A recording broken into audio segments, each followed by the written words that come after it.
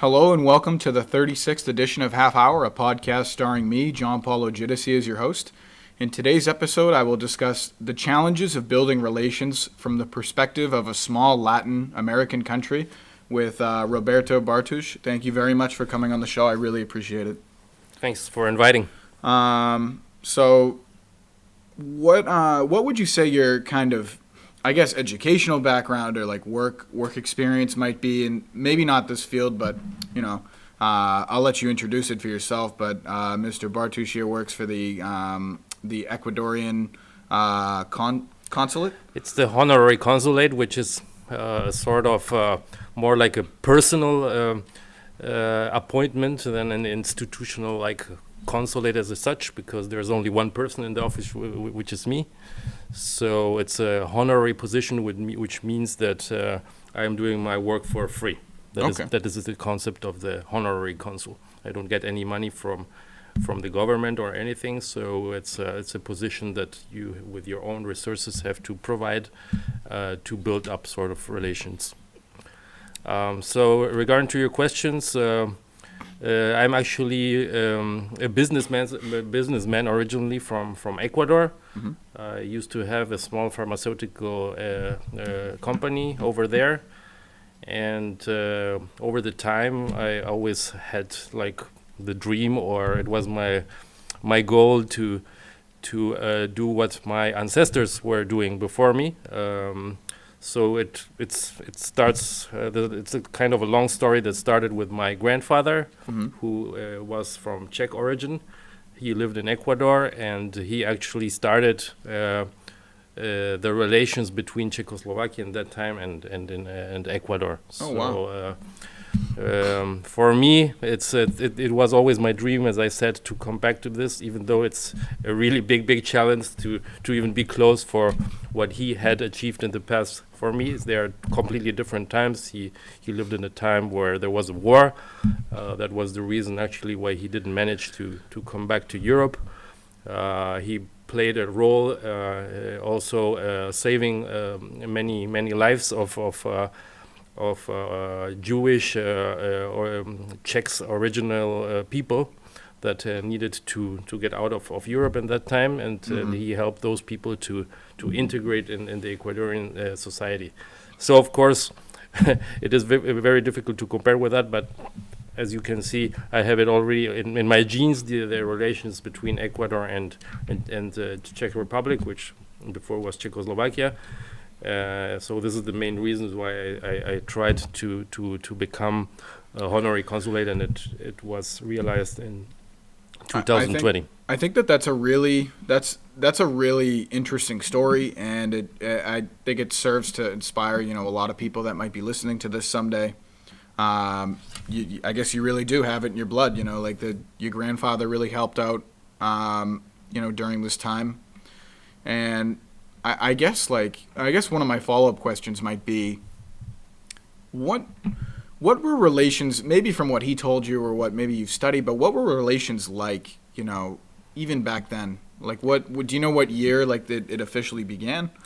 Well, it was in the 1930s actually. Mm-hmm. He was a representative of a Czechoslovakian company abroad. Mm-hmm.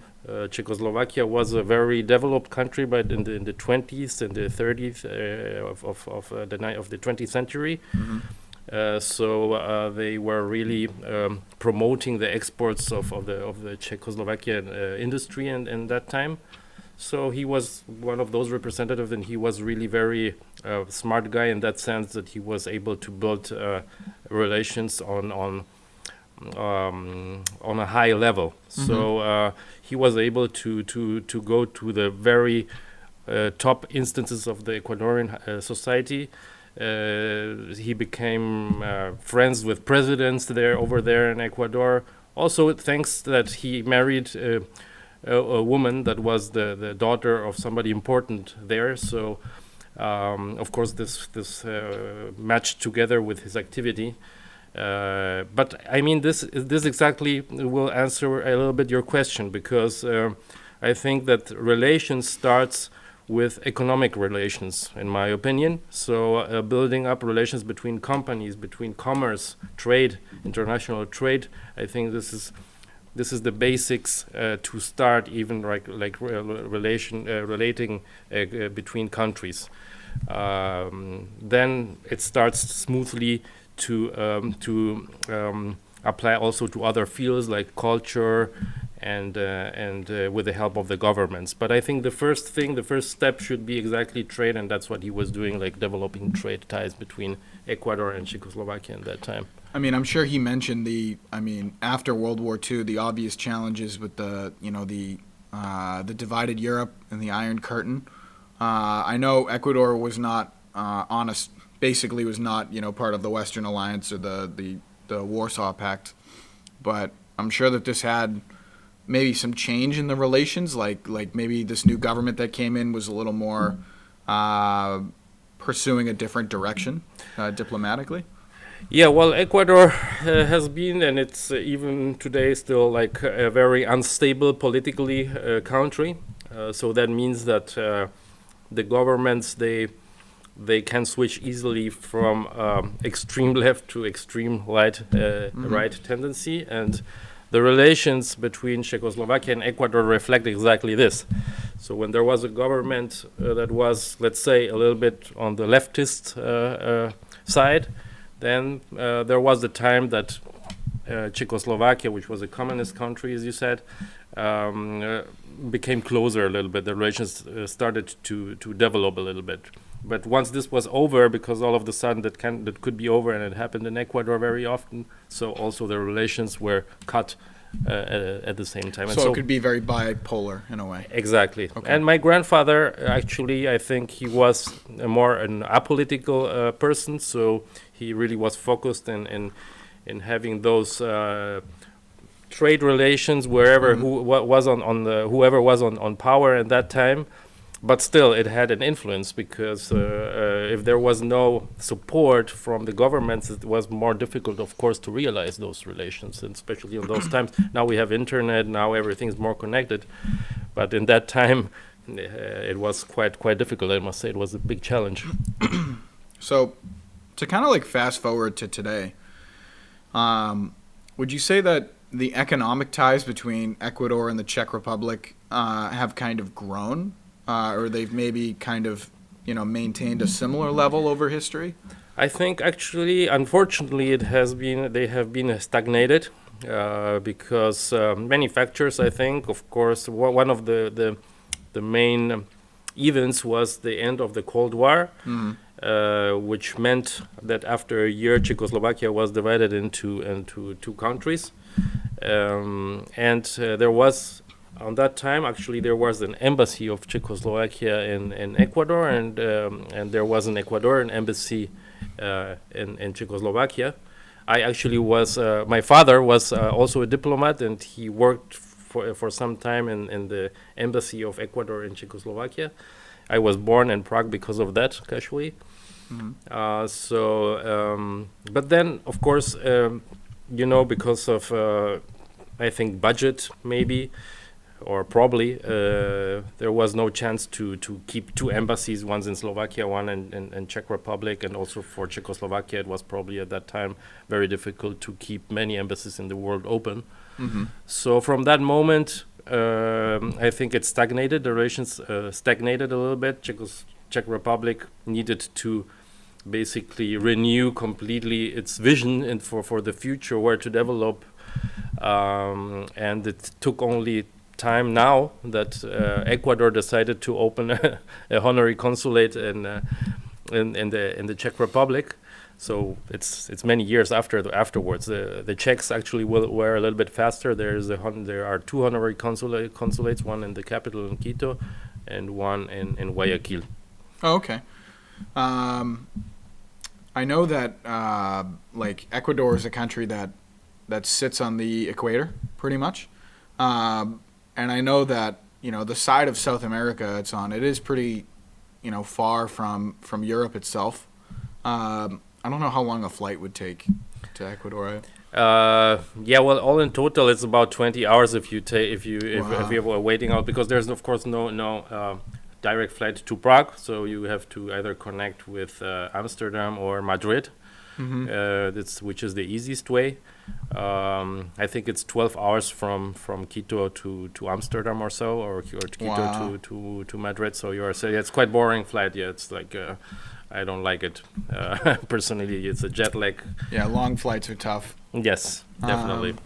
So I guess, getting into the meat of the topic, what would you say are the main pillars of challenge that Ecuador, or any smaller Latin American country may face when it comes to, either building relations with, a European country? I'm going to throw out Asia there too, just because on the other side of the Pacific, you have, countries in Asia, obviously, that are on the other side of it. What would you say some of the main challenges have been for yourself personally, but also for your, your father and your grandfather?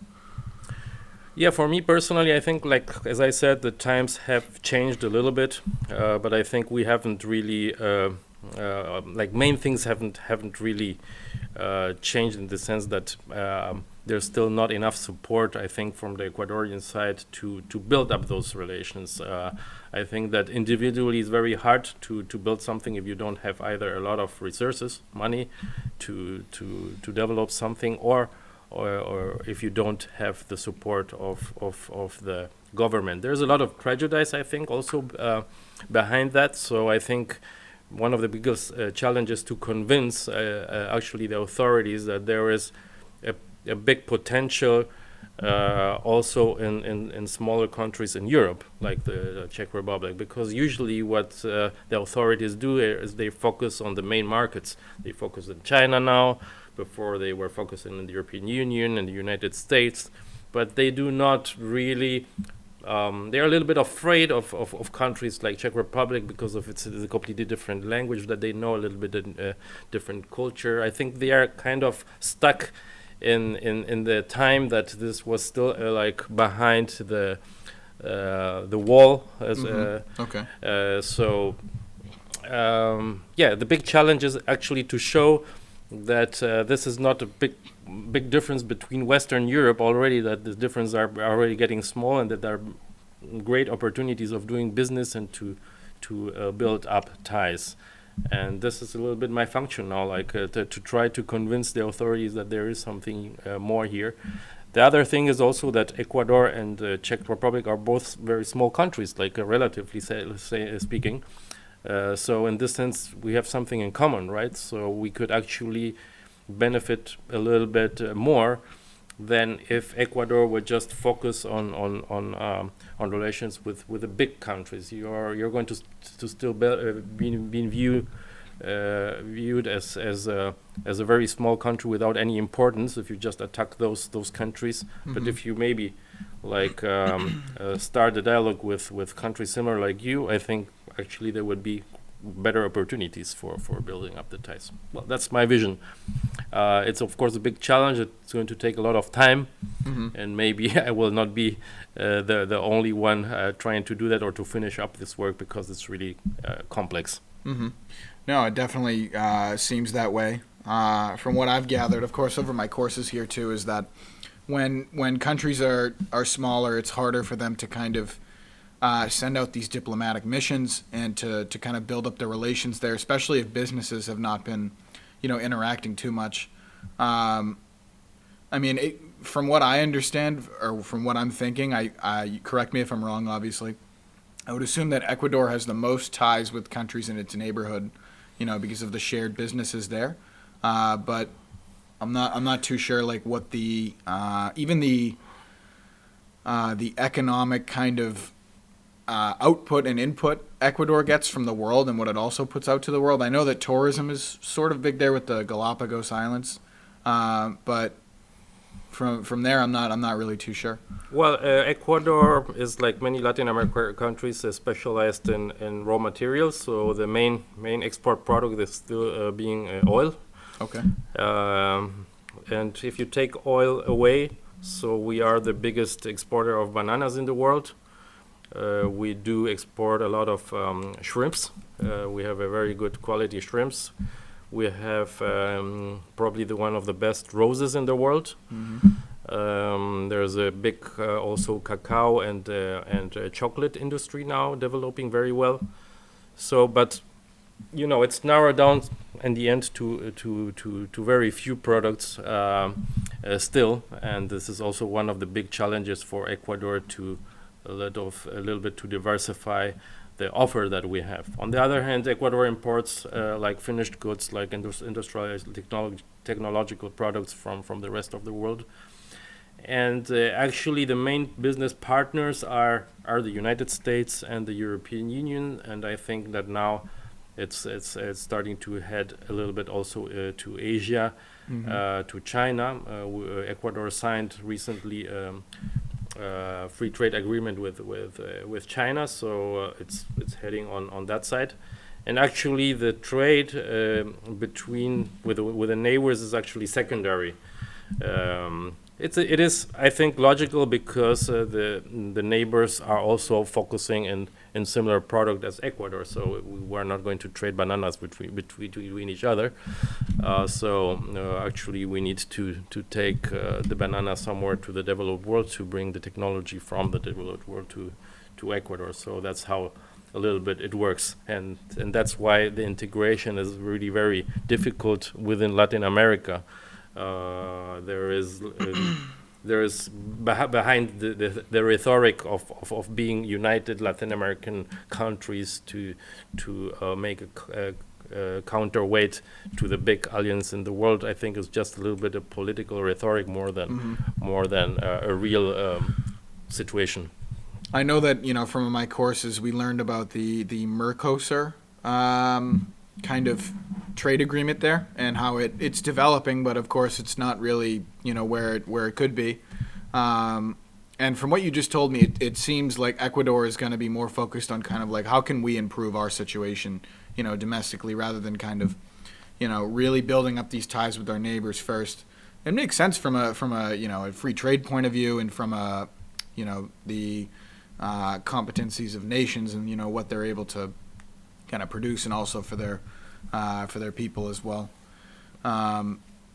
Do you see the future of these kind of relations heading towards Asia as the decades kind of move forward? Well, I think so.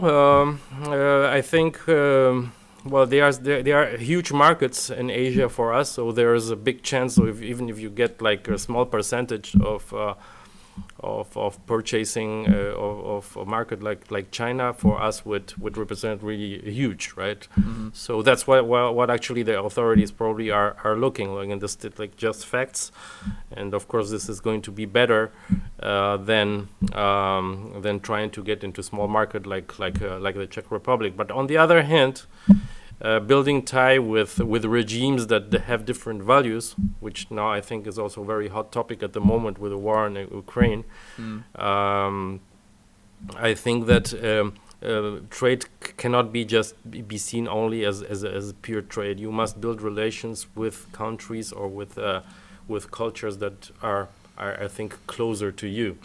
And I think, in my opinion, like going to Asia, maybe there is a big market, they're going to buy you stuff, but then you're going to build also dependency on those markets, and I don't think that this politically is going to be in the long term beneficially for the Latin American countries. I think that Europe, for example, with democratic values, with values of freedom, of respecting human rights, are closer to Latin America than other markets, and that should be, in my personal opinion, the way to go, or at least not to completely just discard relations to those countries that are fighting for freedom, or like and just excluding those countries instead, like just white or black. It's complex. Yeah. Definitely. No, it definitely seems that way, and I guess another question I could have is like, where do you see the role of maybe not just the European Union, but I'm gonna go ahead and say Spain in general. I know that the history is always there, and I know that some Spanish policymakers have kind of looked into the idea of building closer relations with, the countries in the New World that speak Spanish, obviously, which is, I think, most of them, actually, in the New World. But I'm going to just ask that, and then I was going to follow up and ask about, what the U.S.'s place in this is as well. Mm-hmm. Well, definitely Spain and Portugal have a really big importance in building the relationship between Europe and Latin America as a bridge. Okay. Because they are because of the language, the cultural, we are definitely very, very close to those countries.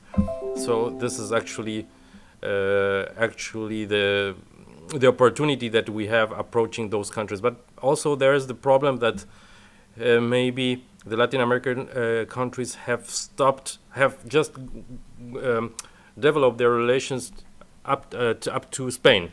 Okay. And they finished up there. They didn't go a little bit further.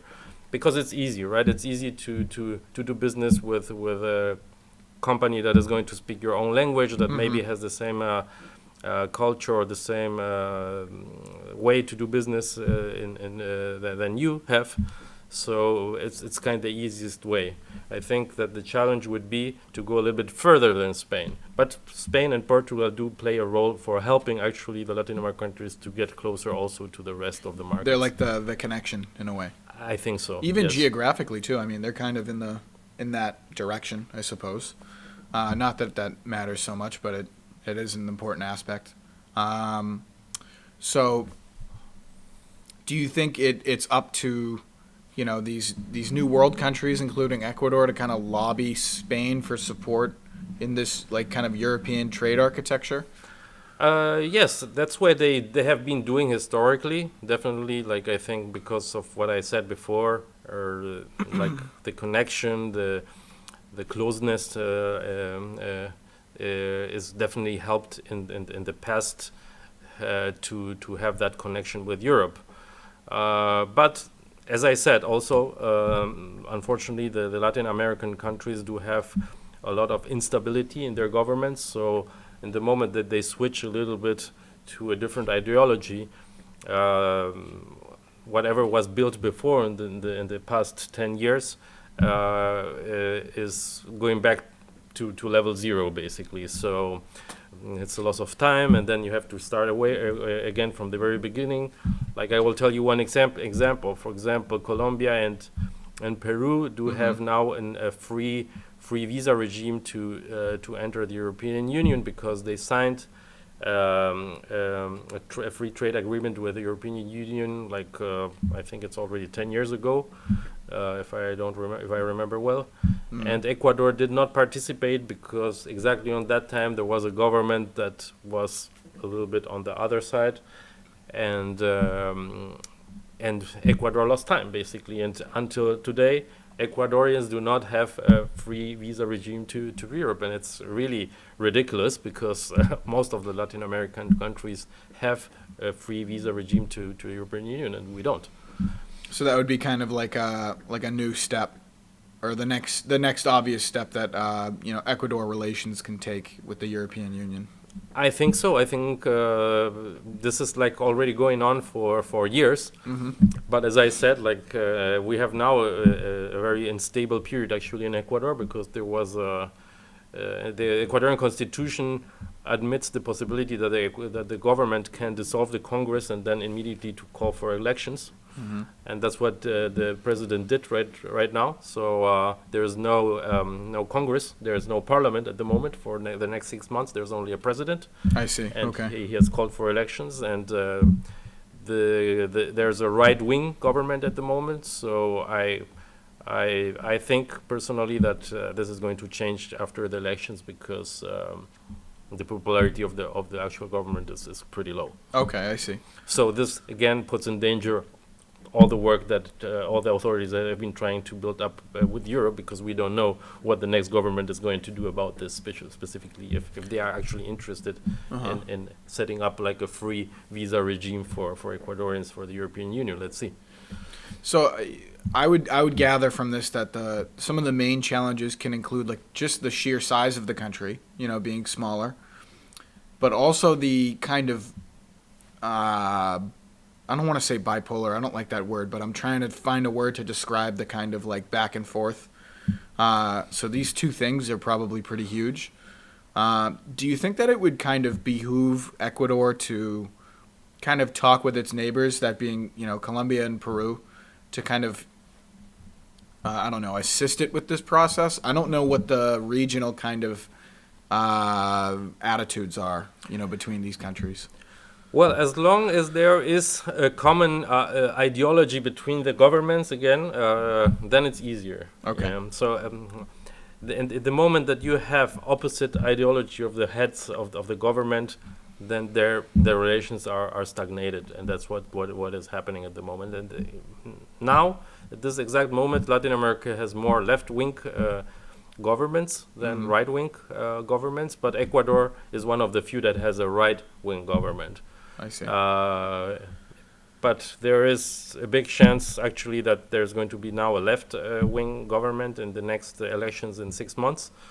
So probably the relations between the Latin American, with Ecuador, with the Latin American countries is going to be better in the next couple of years. I see. Yeah, but this is only what I think is going to happen. Like, would you say it's like, I mean, not to like delve into the politics of it, but my general question would be: do you think this more left wing kind of government that could be, would be more focused on building up international relations as like a goal of their government, or would you say it's more or less like the back burner for both sides? I think actually the leftist movements, they tend to want to build one big Latin American community. That's their goal. I see. This is the big discourse that is now very popular at the moment, with the discourse compatible with being against the Western domination, let's say. So this is exactly what in my personal opinion, I personally don't like this, because I agree that there should be a regional cooperation, but this should not be basically something that would endanger the well-being of the whole world. If you want to be like in a situation of building a new block that is going to destroy, or is going to be you're going to be friends of the evil, or of governments who are dictators, of governments who are not respecting human rights. I think that this doesn't really make sense. Yeah. Or if you just want to build blocks because you want to try, as I said, to exchange bananas between Colombia and Ecuador, that also doesn't make sense. Yeah. I think we should build a block, of course, to have a better position for negotiating better conditions, of course, in the international context. This is okay, but this doesn't mean that we want to destroy what the developed world already has created. I think we should benefit also from that, what the world has created, and not try to destroy it and create some other counter block. For me, doesn't really make too much sense. It's better to like kind of integrate and have the benefits of all. Exactly. Otherwise I think it would be like a suicide. Yeah. Okay. And I guess like maybe one of my last questions might be, I was kind of to fall back. Where do you see the U.S. in all of this? And building these relations between Latin America and Europe, and Latin America and the U.S., and even in Asia. Do you see the kind of growing, I guess, the Spanish language in America is growing, and it has been something that has definitely been a huge change in the past 30, 40 years. And the next 30, 40 years look very likely that the U.S. is going to be almost bilingual.